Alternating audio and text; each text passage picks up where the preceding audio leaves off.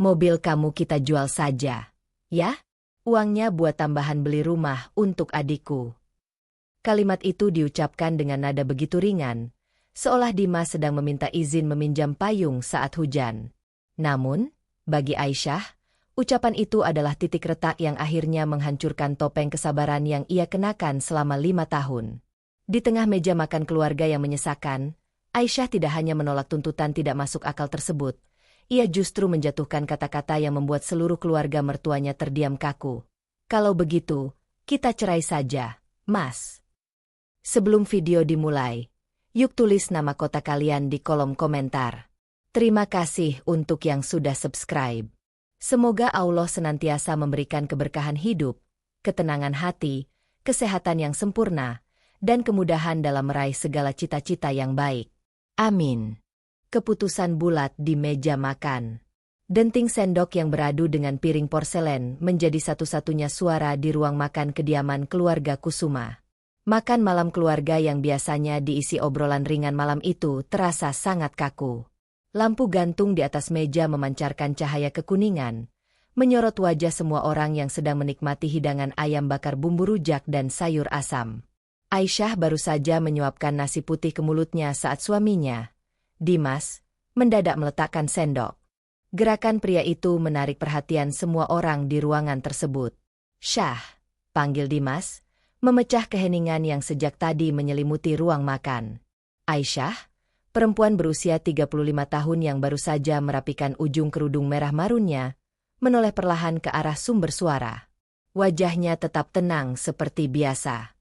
Ia menatap suaminya dengan saksama, menunggu kelanjutan kalimat yang akan keluar dari mulut laki-laki yang sudah dinikahinya selama 5 tahun tersebut. "Mobil kamu kita jual saja, ya? Uangnya nanti buat tambahan beli rumah untuk Bayu. Kasihan adikku sebentar lagi mau menikah. Masa setelah resmi menjadi suami istri dia masih harus menyewa rumah? Kita kan masih bisa pakai sepeda motor atau kendaraan umum kalau mau bepergian kerja," ucap Dimas. Nada bicaranya terdengar sangat ringan, seolah ia hanya meminta izin untuk meminjam payung di saat cuaca sedang hujan deras. Hening kembali mengambil alih. Anggota keluarga yang lain mendadak terbungkam. Suara kunyahan makanan seketika berhenti total. Dharma, ayah mertua Aisyah, mengalihkan pandangannya dari piring langsung ke arah menantunya. Ibu mertua Aisyah, Ratna, juga ikut menatap dengan penuh harap dari seberang meja. Mereka diam-diam mengamati reaksi perempuan berkerudung tersebut. Selama pernikahan ini berjalan, mereka mengenal Aisyah sebagai menantu yang selalu mengalah, sangat sabar, dan penurut pada perintah suami. Mereka berekspektasi Aisyah akan langsung mengangguk patuh lalu menyerahkan kunci mobilnya malam ini juga tanpa banyak bertanya. Namun, dugaan mereka salah besar. Aisyah meletakkan gelas minumnya di atas meja dengan gerakan sangat tegas. Tidak ada senyuman sedikit pun di bibirnya.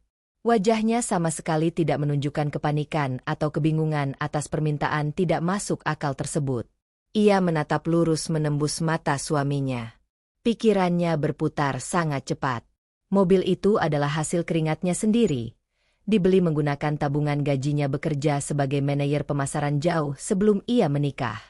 Kendaraan itu murni hak miliknya. "Kalau begitu, kita cerai saja, Mas," ucap Aisyah. Nada suaranya datar namun sangat tajam mengiris pertahanan mental siapapun yang mendengarnya.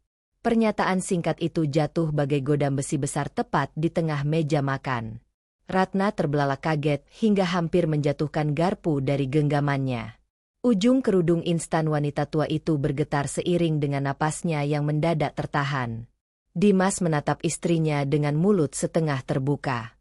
Laki-laki itu sama sekali tidak menyangka akan mendapat perlawanan sekeras itu dari perempuan yang selalu ia anggap lemah dan bisa dikendalikan sesuka hati.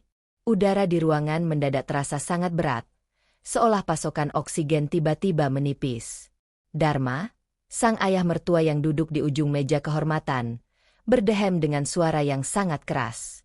Wajah tuanya memerah menahan amarah yang siap meledak.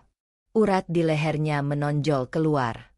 Pria itu bersiap membuka mulut, mengeluarkan suara baritonnya untuk menghardik serta memberikan titah mutlak kepada sang menantu yang dianggap sangat lancang karena berani menentang keputusan kepala keluarga. Akan tetapi, sebelum sepatah kata pun berhasil keluar dari mulut Dharma, sebuah isakan kecil terdengar menyela dari sudut lain meja. Maya, tunangan Bayu yang malam itu diundang khusus untuk ikut makan malam bersama keluarga besar calon suaminya, meremas kerudung coklatnya dengan kedua tangan gemetar. Wajah gadis itu berubah pucat pasi. Air mata mulai menggenang di pelupuk matanya. Siap tumpah kapan saja. Mbak Aisyah. Suara Maya bergetar hebat saat memanggil kakak ipar calon suaminya itu. Tolong dengarkan aku dulu. Sumpah demi Tuhan, aku baru tahu malam ini soal rencana penjualan mobil Mbak Aisyah. Bayu sama sekali tidak pernah bilang kalau rumah yang dia janjikan ke keluargaku harus mengorbankan harta pribadi Mbak. Maya menarik napas panjang, berusaha keras menahan tangisnya agar tidak pecah tak terkendali. Matanya memancarkan keputusasaan yang sangat dalam. Tolong jangan tinggalkan tempat ini dulu. Mbak, ada sesuatu yang sangat salah di sini. Keluarga ini menutupi masalah besar dari kita berdua. Kemarin sore, aku menemukan tumpukan surat tagihan dari bank di laci meja kerja Bayu. Seketika, rona wajah Dimas, Bayu, dan Dharma berubah memucat seperti mayat hidup. Rahasia gelap yang selama ini mereka simpan rapat-rapat akhirnya mulai tercium ke permukaan, memicu awal dari sebuah kehancuran. Rahasia keluarga Kusuma. Mendengar pengakuan mengejutkan tersebut, Maya langsung berdiri dari kursinya dengan gerakan kasar. Kursi kayu berukir itu berderit mundur bergesekan dengan lantai keramik. Tangannya menunjuk lurus tepat ke depan wajah Bayu yang kini menunduk dalam-dalam menyembunyikan rasa malu. Kesabaran gadis itu benar-benar telah habis. Ia tidak peduli lagi dengan aturan tata krama atau kesopanan di depan calon mertuanya. Kamu bilang padaku sudah menabung 5 tahun penuh untuk membeli rumah masa depan kita. Kamu bilang bisnismu berjalan sangat lancar tanpa kendala. Ternyata kamu mau merampas harta kakak iparmu sendiri untuk menutupi kebohonganmu. Seru Maya, suaranya kini pecah oleh tangisan kekecewaan. Dharma menggebrak meja makan dengan sangat kuat. Piring-piring serta gelas kaca bergetar hebat hingga airnya sedikit tumpah. Cukup. Jangan pernah berani ikut campur urusan internal keluarga saya. Maya. Ini masalah keluarga Kusuma, bukan urusanmu, bentak pria tua itu. Matanya melotot tajam berusaha mengintimidasi calon menantunya agar kembali bungkam. Melihat situasi semakin tidak terkendali, Aisyah segera bangkit berdiri dari tempat duduknya. Dia melangkah cepat memutari meja makan lalu menarik sebelah tangan Maya agar mundur merapat kepadanya. Aisyah memposisikan tubuhnya sebagai tameng, melindungi gadis itu dari kemarahan Dharma.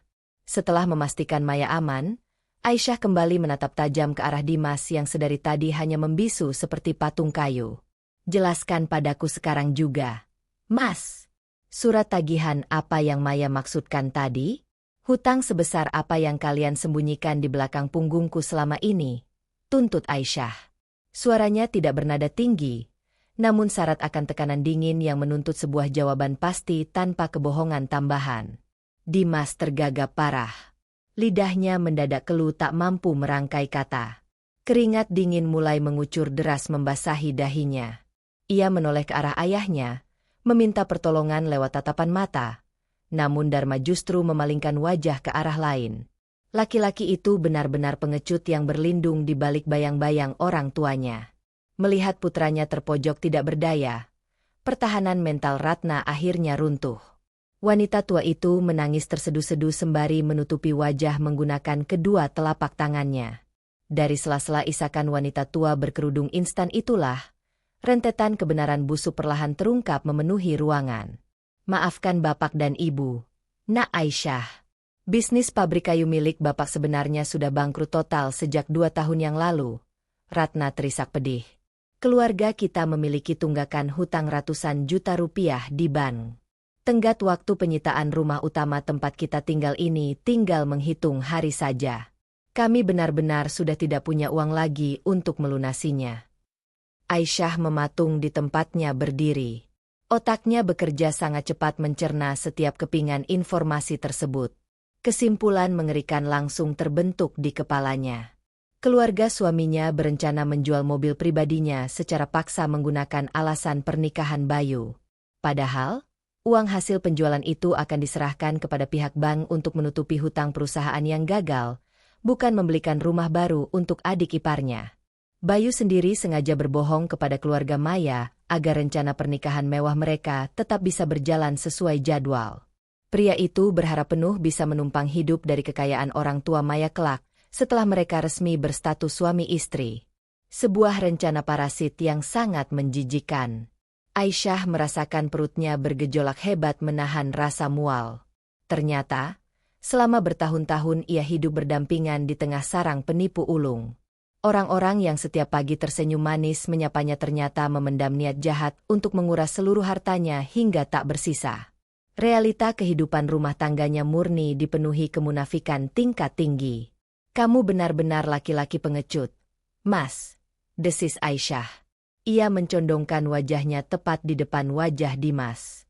Sorot matanya dengan jelas memancarkan rasa jijik yang luar biasa besar. "Mulai detik ini juga, aku bukan lagi istrimu. Aku akan mengurus surat gugatan cerai kita secepat mungkin." Pengkhianatan finansial Dimas. Malam itu juga, tanpa membuang waktu sedetik pun, Aisyah memutar tubuhnya lalu melangkah cepat meninggalkan ruang makan menuju kamarnya. Ia langsung menutup pintu rapat-rapat kemudian menguncinya kuat dari dalam. Dimas berlari menyusul dari belakang, lalu mulai menggedor-gedor daun pintu kayu jati tersebut dari luar dengan panik. "Syah, buka pintunya sekarang. Syah, dengarkan penjelasanku dulu. Aku berani bersumpah bisa menjelaskan semuanya kepadamu," teriak Dimas dari balik pintu kamar. Aisyah sama sekali tidak memedulikan teriakan memelas suaminya. Perempuan tangguh itu langsung meraih laptop dari meja kerja, lalu membukanya cepat di atas kasur. Jari-jarinya dengan lincah mengetikkan kombinasi kata sandi untuk mengakses portal perbankan daring dari rekening gabungan mereka berdua. Aisyah ingin memastikan sisa uang tabungan masa depannya masih aman sebelum ia angkat kaki pergi dari tempat yang sudah tidak memiliki arti ini. Saat layar monitor selesai memuat halaman saldo akhir, kedua mata Aisyah terbelalak sangat lebar. Jantungnya seolah berhenti berdetak selama beberapa detik. Sebuah angka nol besar terpampang sangat jelas di bagian total saldo. Seluruh uang tabungan yang ia kumpulkan susah payah dari hasil kerjanya selama 10 tahun berturut-turut lenyap tidak meninggalkan jejak. Ia buru-buru menekan menu mutasi rekening. Halaman itu memunculkan rentetan transaksi keluar yang sangat mencurigakan. Dimas rupanya telah memindahkan semua dana tersebut sedikit demi sedikit ke nomor rekening atas nama Dharma selama 6 bulan terakhir. Suaminya telah merampok hartanya tanpa sisa, menusuknya dari belakang tepat saat ia sedang tertidur pulas mempercayai laki-laki itu. Aisyah mengepalkan kedua tangannya sangat kuat hingga buku-buku jarinya memutih pucat. Setitik air mata hangat jatuh membasahi pipinya. Rasa sakit akibat pengkhianatan fatal ini menusuk jauh hingga ke dasar ulu hatinya. Namun, ia segera tersadar. Dengan gerakan kasar, ia mengusap sisa air mata itu. Pantang baginya untuk menangisi laki-laki bermental pencuri sekaligus pembohong. Amarah yang kini berkobar di dadanya justru memicu adrenalin, memberinya kekuatan luar biasa untuk berpikir secara rasional dan bertindak cepat. Aisyah menarik sebuah koper besar berwarna hitam dari bagian atas lemari bajunya. Dia membuka resleting koper lebar-lebar dan mulai memasukkan semua pakaian sehari-hari. Setelah itu, ia mengambil map plastik berisi dokumen penting seperti ijazah sarjana, surat tanah warisan, serta beberapa perhiasan emas miliknya. Gerakannya sangat taktis, terencana rapi, dan cepat tanpa membuang waktu. Di luar kamar, suara gedoran tangan Dimas mulai terdengar melemah. Suara itu kini digantikan oleh ketukan langkah kaki Dharma yang berat dan lambat mendekati area depan pintu kamar. Aisyah segera meraih telepon pintarnya dari atas nakas. Dia membuka aplikasi transportasi daring, lalu memesan sebuah taksi untuk menjemputnya di titik lokasi terdekat dari area perumahan ini. Malam ini juga, ia bertekad bulat keluar dari rumah terkutuk ini. Tidak akan ada satupun bentuk ancaman atau bujuk rayu murahan yang mampu menahan langkahnya lagi. Keselamatan masa depannya adalah prioritas utama saat ini. Pelarian dari rumah mertua. Suara deru mesin mobil dari arah jalanan terdengar perlahan mendekat menuju halaman depan. Aisyah memastikan resleting kopernya sudah tertutup rapat dan terkunci. Ia memutar anak kunci kamarnya hingga berbunyi klik. Pintu ditarik mendadak dari dalam, membuat Dimas yang sejak tadi bersandar di daun pintu hampir tersungkur jatuh mencium lantai keramik. Aisyah melangkah tegap melenggang keluar kamar. Tangan kanannya erat menyeret gagang koper tanpa menoleh sedikitpun ke arah suaminya yang sedang berusaha menyeimbangkan tubuh. Namun, langkah kakinya terpaksa berhenti total di tengah area ruang tamu. Dharma telah berdiri kokoh menghalangi akses menuju pintu utama. Pria tua itu menggenggam erat anak kunci pintu utama, menatap menantunya dengan sorot mata tajam yang mengancam. Kamu tidak akan bisa pergi dari sini selangkah pun sebelum menyerahkan buku kepemilikan mobil itu kepada saya. Aisyah, ancam Dharma. Suaranya terdengar sangat rendah, mencoba membangun aura intimidasi yang menakutkan. Aisyah justru tersenyum sinis merespons ancaman tersebut. Tidak ada sedikit pun bayangan rasa takut terlintas di matanya. Perempuan itu merogoh saku bajunya perlahan dan kembali mengeluarkan telepon pintar yang layarnya masih menyala terang. Ibu jarinya bersiap menekan tombol panggilan darurat pihak kepolisian. Buka pintu rumah ini sekarang juga, Pak. Atau saya pastikan akan menelepon polisi detik ini juga dengan tuduhan penyekapan paksa sekaligus pencurian uang bernilai ratusan juta rupiah. Tantang Aisyah. Intonasi suaranya lugas, keras, dan penuh penekanan di setiap suku kata. Dharma terkejut mendengarnya. Ia otomatis memundurkan langkahnya. Nyalinya langsung menyusut drastis melihat sorot mata sang menantu yang terbukti tidak memiliki keraguan sedikitpun untuk menghancurkan mereka. Ia sangat tahu Aisyah bukanlah tipe perempuan penakut yang hanya sekadar melempar gertakan kosong. Di sudut ruang keluarga, Ratna kembali menangis histeris dari atas sofa.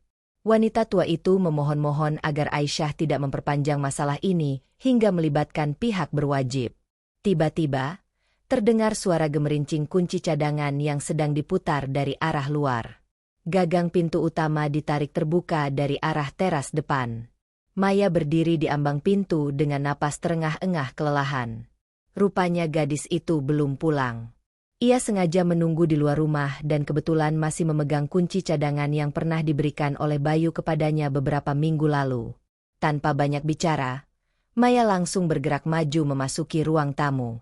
Ia mengambil alih gagang koper dari tangan Aisyah. Ayo jalan, Mbak. Cepat kita keluar dari tempat ini. Dharma beserta Dimas hanya sanggup terpaku membeku melihat keberanian kedua perempuan tersebut. Mereka sama sekali tidak berani melakukan kekerasan fisik, karena sangat paham akan akibat hukum berat yang menanti. Aisyah dan Maya bergegas keluar menyusuri halaman berumput, menutup gerbang besi tinggi, lalu menguncinya dari luar rapat-rapat. Mereka berdua langsung masuk ke dalam taksi daring yang sedari tadi sudah menepi menunggu di pinggir jalan raya. Kendaraan roda 4 itu melesat membelah sepinya malam, meninggalkan rumah megah keluarga Kusuma yang kini murni dipenuhi kehancuran moral serta keputusasaan yang mendalam. Rencana dua perempuan. Taksi pesanan tersebut melaju stabil membelah jalanan kota dan akhirnya berhenti perlahan di depan sebuah kedai kopi yang beroperasi 24 jam penuh.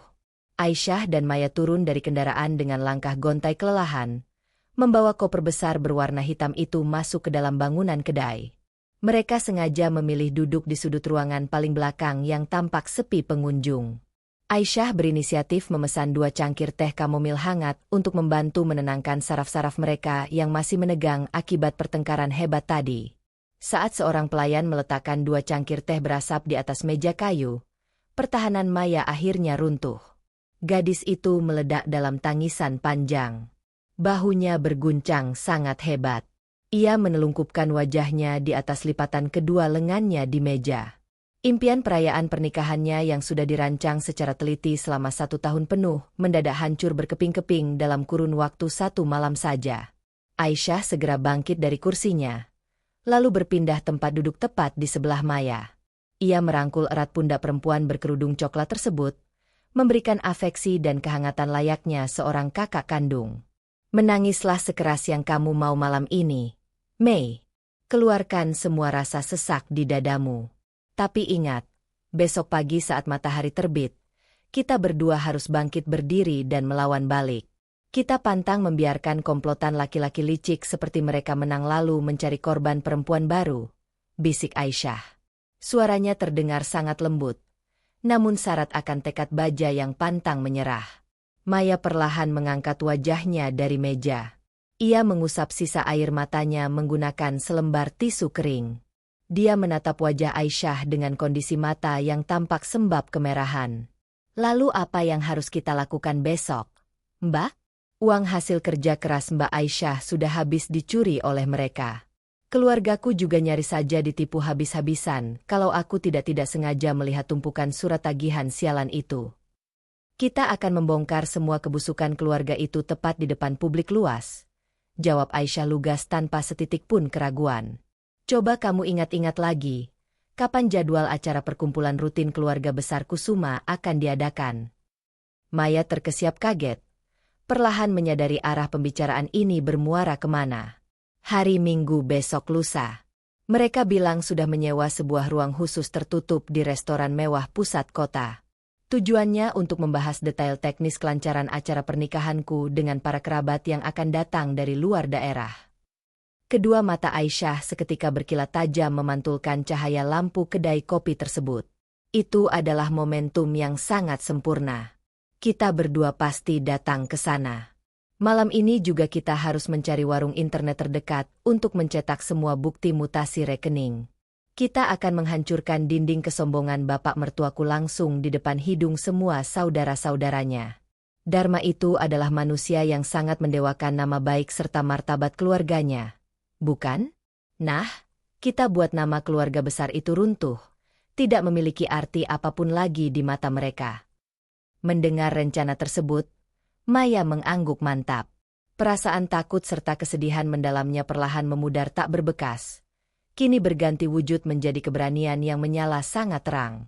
Kedua perempuan itu menghabiskan sisa malam di dalam kedai kopi, menyusun strategi pembalasan secara terperinci untuk merebut kembali harga diri mereka yang sempat diinjak-injak tanpa ampun.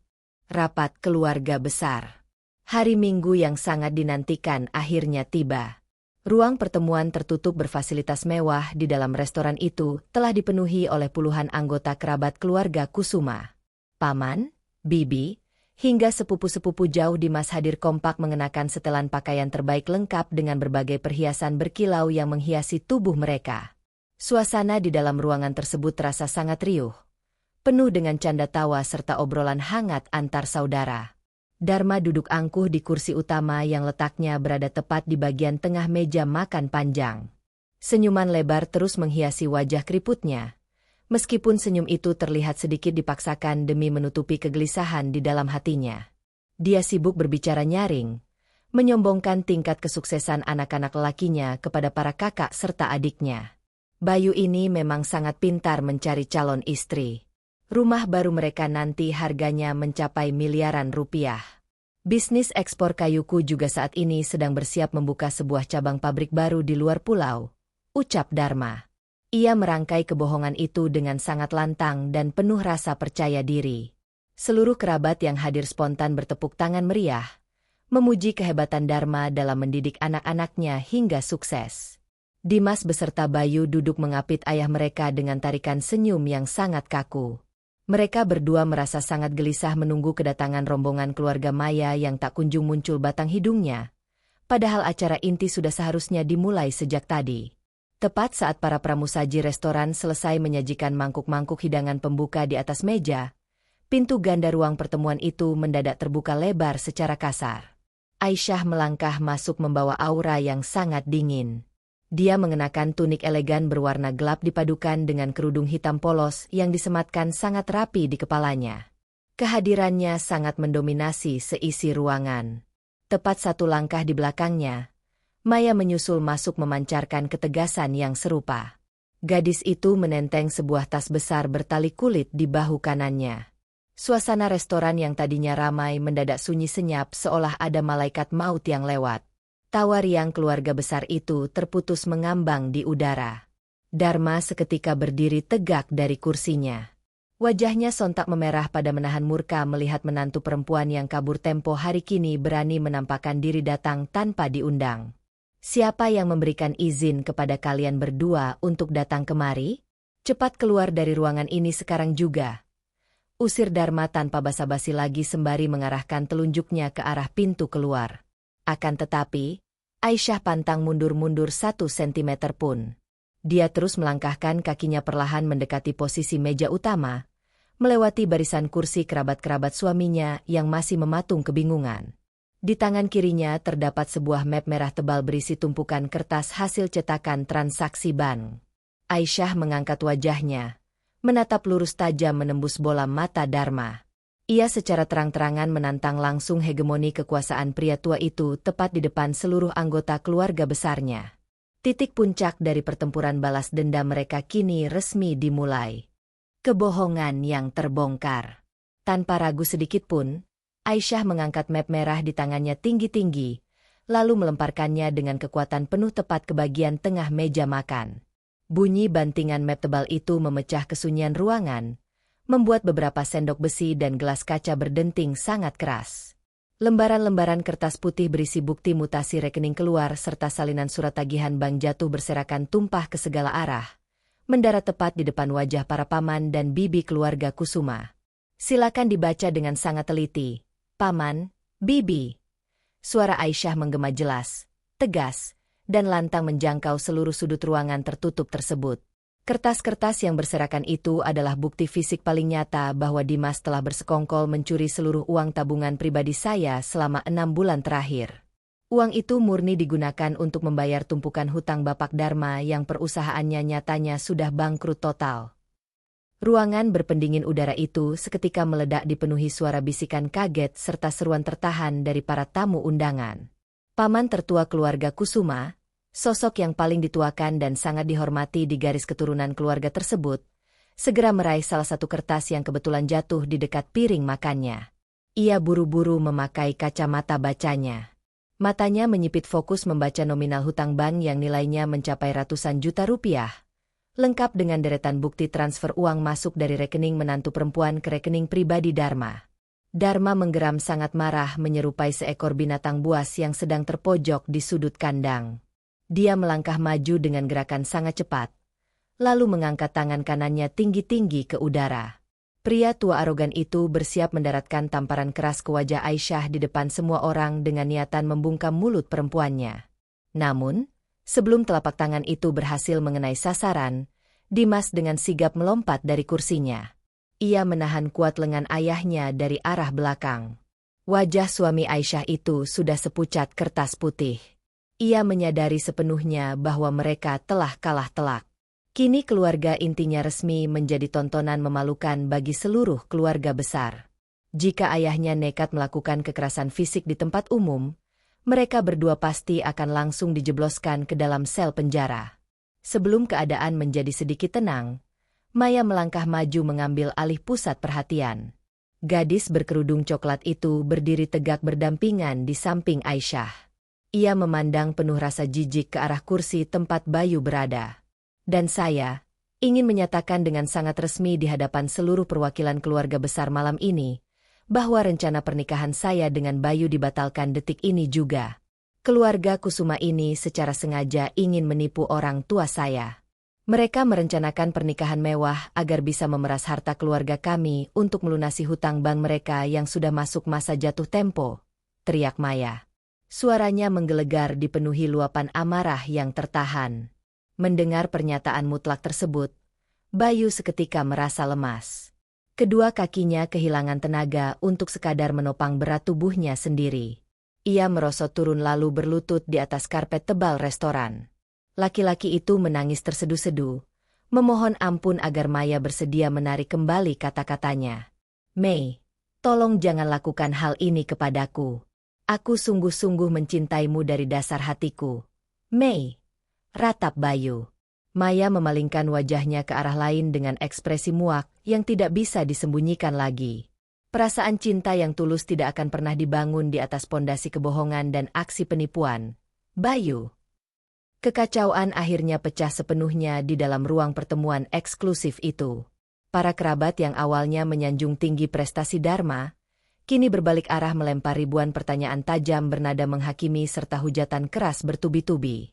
Topeng kehormatan, wibawa, dan citra kesuksesan palsu keluarga Kusuma akhirnya terlepas sempurna, memperlihatkan wajah asli mereka yang kotor, penuh dengan kepalsuan, serta kebohongan belaka.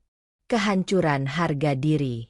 Melihat kekacauan yang tak terkendali, paman tertua keluarga Kusuma bangkit berdiri dari kursinya. Tangannya yang keriput meremas kasar lembaran bukti rekening tersebut, hingga membentuk bola kertas kecil. Tanpa ampun, ia membanting gumpalan kertas itu tepat mengenai wajah Dharma. Wajah sang paman merah padam karena merasa sangat direndahkan sekaligus dibohongi mentah-mentah selama bertahun-tahun oleh adiknya sendiri. Kamu benar-benar menjadi aib yang memalukan nama baik keluarga besar leluhur kita. Dharma, kamu tega mencuri harta murni dari keringat menantu perempuanmu sendiri hanya demi menutupi gengsimu yang sangat murahan itu, bentak sang paman. Suara baritonnya bergetar hebat menahan ledakan amarah yang memuncak hingga ke ubun-ubun. Mendapat perlakuan kasar dari kakak tertuanya, Dharma benar-benar kehilangan seluruh keseimbangannya. Dinding kesombongan dan benteng harga dirinya hancur lebur tidak bersisa sedikit pun, rata dengan tanah. Tubuh rentanya terhuyung mundur beberapa langkah, lalu jatuh terduduk dengan keras di atas kursi kayu. Napasnya memburu cepat tak beraturan. Matanya nanar menatap kosong ke arah corak lantai karpet. Sama sekali tidak berani mengangkat kepala untuk sekadar membalas tatapan menghakimi dari puluhan pasang mata saudara-saudaranya. Di sudut lain ruangan, Ratna, sang ibu mertua, hanya bisa menangis meraung-raung histeris. Wanita tua itu menarik ujung kain kerudungnya untuk menutupi seluruh wajahnya karena menanggung rasa malu yang teramat sangat menyiksa batinnya. Melihat pilar kekuatan keluarganya runtuh dalam sekejap mata, Dimas tiba-tiba merangkak maju menghampiri istrinya. Pria pengecut yang dulunya sangat angkuh dan merasa selalu benar itu kini menjatuhkan dirinya bersimpuh tepat di depan ujung sepatu Aisyah. Dimas mengulurkan kedua tangannya, memegang erat ujung kain tunik istrinya. Ia menangis terseduh-seduh layaknya anak kecil di hadapan seluruh kerabat yang menonton. Syah, tolong maafkan kesalahanku. Tolong cabut berkas gugatan cerainya dari pengadilan. Jangan pernah tinggalkan aku sendirian seperti ini. Aku bersumpah akan mencari pekerjaan tambahan siang dan malam untuk mengembalikan semua uangmu. Aku mohon ampun yang sebesar-besarnya. Syah, ratap Dimas dengan nada suara yang sangat putus asa dan terdengar menyedihkan. Aisyah perlahan menundukkan pandangannya. Ia menatap lekat-lekat laki-laki yang sedang menangis terseduh di bawah kakinya tersebut. Bertahun-tahun lalu, ia memang pernah mencintai pria ini dengan tulus. Namun sekarang, realita telah mengubah segalanya. Tidak ada setitik pun celah rasa kasihan yang tersisa di dalam hatinya. Hatinya telah membeku sekeras es untuk Dimas. Aisyah menarik ujung bajunya ke belakang dengan sebuah sentakan kasar, melepaskan paksa cengkeraman tangan suaminya. Lebih baik kamu simpan saja semua tangisan air mata buaya dan janjimu itu untuk majelis hakim di ruang sidang pengadilan nanti, Mas. Urusan kita berdua di dunia ini sudah selesai sampai di sini. Usai memberikan kalimat penutup yang mematikan tersebut, Aisyah membalikkan badannya dengan sangat anggun. Dia menatap wajah Maya, lalu memberikan sebuah anggukan pelan sebagai isyarat. Kedua perempuan tangguh itu secara serempak melangkah keluar dari ruang pertemuan, meninggalkan keluarga Kusuma yang kini mulai saling berteriak menyalahkan satu sama lain di tengah reruntuhan reputasi mereka sendiri. Langkah kaki Aisyah menyusuri lorong restoran yang berkarpet merah itu terasa sangat ringan. Ia merasa seakan sebuah batu raksasa yang selama ini membebani pundaknya telah berhasil diangkat sepenuhnya. Sidang perceraian. 3 bulan berlalu berganti dengan sangat cepat. Proses persidangan perkara cerai antara Aisyah dan Dimas berjalan mulus, tanpa banyak rintangan berarti.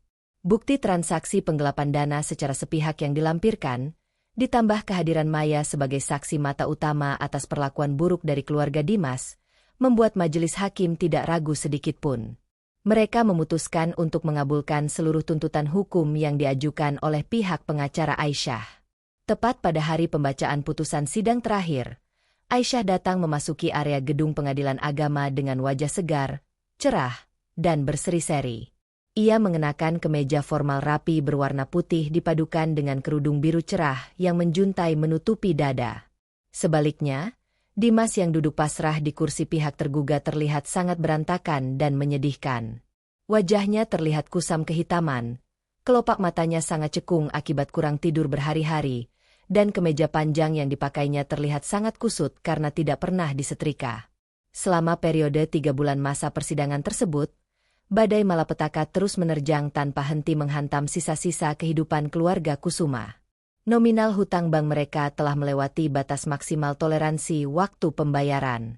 Rumah mewah Dharma yang selama ini menjadi sumber kesombongannya akhirnya resmi disegel lalu disita oleh pihak keamanan bank. Keluarga miskin mendadak itu terpaksa pindah menyewa sebuah rumah petak berukuran sangat sempit di pinggiran kawasan padat penduduk kota. Bayu sendiri mengurung diri rapat-rapat di dalam kamar karena menderita depresi berat. Pernikahannya batal total. Ia kehilangan semua fasilitas mewah, dan kini harus hidup serba kekurangan. Di dalam ruang sidang yang terasa sangat hening, ketukan palu kayu hakim bergema tajam sebanyak 3 kali berturut-turut. Tok, tok, tok. Bunyi itu menandakan bahwa Aisyah resmi menyandang status sebagai seorang janda yang bebas seutuhnya dari belenggu keluarga suaminya. Keputusan resmi pengadilan menyatakan bahwa hak kepemilikan mobil mutlak jatuh ke tangan Aisyah tanpa bisa diganggu-gugat. Selain itu, pihak pengadilan juga secara tegas memerintahkan Dimas untuk mengembalikan seluruh uang tabungan Aisyah yang telah dicurinya secara penuh. Laki-laki itu diberi batas waktu yang sangat ketat, atau ia harus bersiap menghadapi tuntutan pidana berat kasus penggelapan uang.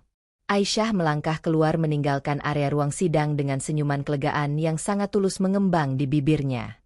Embusan angin udara di luar gedung pengadilan terasa jauh lebih sejuk dan segar saat masuk memenuhi rongga paru-parunya. Dari kejauhan, Maya sudah berdiri setia menanti di dekat area tempat parkir mobil.